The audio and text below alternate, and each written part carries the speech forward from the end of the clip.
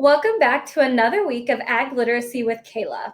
This week's book is Weaving the Rainbow, written by George Ella Lyon, illustrated by Stephanie Anderson. Standing at her fence, the weaver sees rainbow sheep grazing in her pasture. It is spring now. It is shearing time. When they were born a year ago in the dark barn on cold March nights, when the weaver watched their mothers lick them clean for the first time, their coats were white. And they were white when she turned them out into April fields. And in July, when she washed and combed them and loaded them into the trailer for their trip to the state fair, they were white and bright, and they won first prize. But they were getting closer to the rainbow. Now that it's spring again, their coats are too hot, so the weaver pins each yearling between her legs and clips the rich wool close. It comes off in one piece, sheep shape. White and springy this fleece, but carrying it from the pasture, the weaver sees rainbows. She combs the wool free of sticks and burrs, washes out dirt and stains, cards it, till the strands all go the same way, and spins it, pulling and twisting a skein from the fluff till it's long and strong enough to weave. When spinning is done, the weaver draws a plan. Then she makes her dyes from the plants she has gathered. Indigo, goldenrod, madder. She is cooking up a rainbow. In big pots, she soaks the wool, like dyeing Easter eggs. When she gets the color she wants, she hangs the yarn to dry. She won't be making cloth to wear. She'll be weaving a picture, doing with wool what a painter does with paint. Now the weaver wraps her loom. She ties her different colored yarn to the back beam, then pulls it strand by strand to the front. Then she ties it up again, making the warp. When it's time to weave deep blue, she'll wind the color on the shuttle, the way a painter dips her paintbrush in the paint. Then she'll guide the shuttle over and under the warp to make the weft. Finally, she begins. Feet on the treadles, hands on the shuttle. Back and forth, back and forth. From the wool of her white sheep, she weaves Kentucky pastures.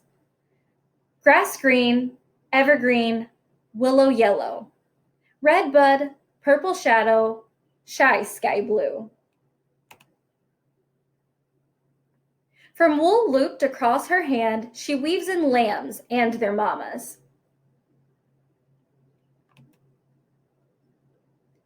White sheep in rainbow pastures, and rainbow pastures, she weaves white sheep. The end. I hope you guys enjoyed today's reading of Weaving the Rainbow. So we're going to jump into our activity fairly quickly. So as always, here is your link to the activity that will take you to the Ag in the Classroom site. Again, if you scroll down, here's a little information about the book and your teacher resource guide. So this book was the Ag Literacy book for the year 2015. And we will just go through this quickly. So if you click the Educator Resource Guide, which is this one right here,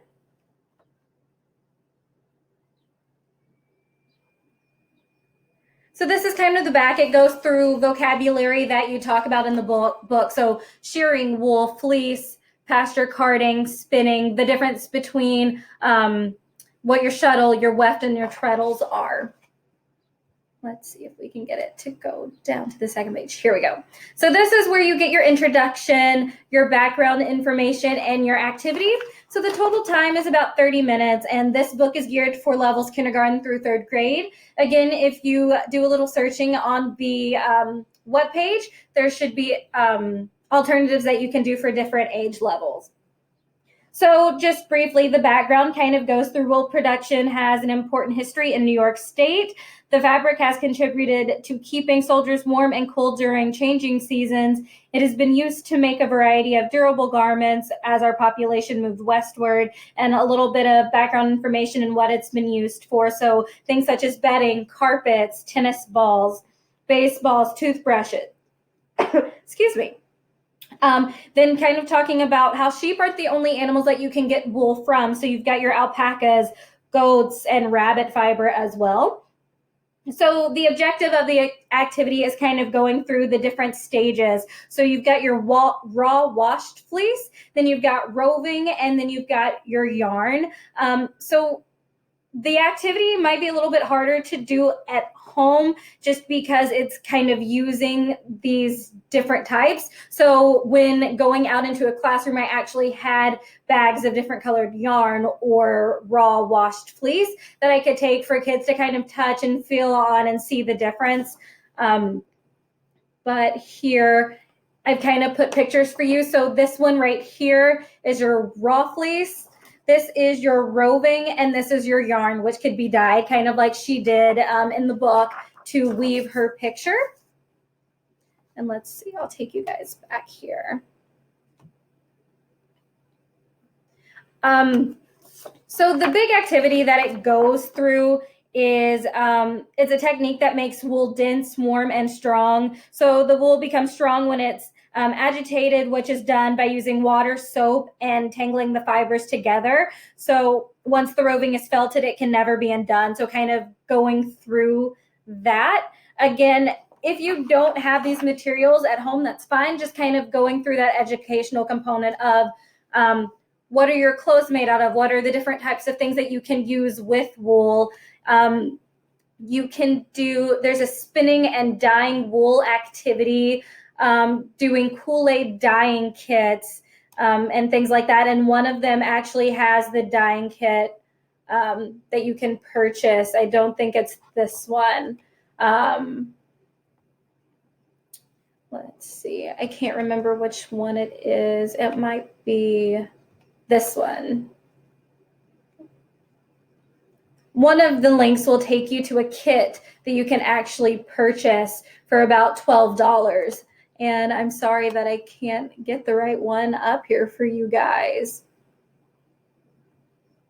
And then this one, A Year in a Flock. So this will actually take you to a YouTube link, and it was a video created by Saratoga County 4-H that kind of goes through the importance of the fiber industry and lambing, shearing, and it says all steps in between. So I'm going to get you back here. So once again, thank you for joining me for Ag Literacy with Kayla. As always, my email is down there at the bottom. Feel free to reach out to me with any questions. And I look forward to seeing you guys next week. Have a good weekend. Bye.